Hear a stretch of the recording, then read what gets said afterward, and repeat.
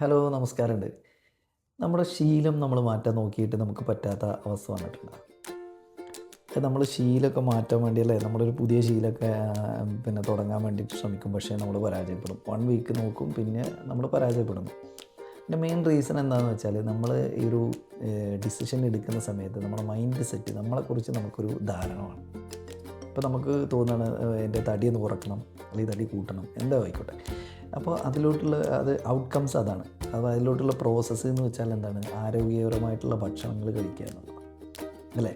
അപ്പോൾ ആരോഗ്യകരമായിട്ടുള്ള ഭക്ഷണങ്ങൾ കഴിക്കുക എന്നുള്ളതാണ്. അപ്പോൾ നമ്മൾ എന്ത് ചെയ്യും, തടി കുറക്കുക എന്നുള്ള ആ ഇതിലോട്ട് മാത്രം ഫോക്കസ് ചെയ്യാതെ നമ്മുടെ എന്താണ് ആ പ്രോസസ്സ് അത് കറക്റ്റായിട്ട് ചെയ്ത് നോക്കുക. കുറച്ചെങ്കിലും ചെയ്യുക, ഒന്നിച്ച് നമുക്ക് ചെയ്യുക. ഇപ്പോൾ ജിമ്മിൽ പോയിട്ട് ഇന്ന് തന്നെ അത് റിസൾട്ട് വേണമെന്ന് പറഞ്ഞാൽ നടക്കുമോ? ഇല്ല, അതിന് ടൈം എടുക്കും. അപ്പോൾ നമ്മൾ ആ വെയിറ്റിംഗ് ചെയ്യാനുള്ളൊരു മൈൻഡ് സെറ്റ് നമ്മൾ ഉണ്ടാക്കിയെടുക്കുക.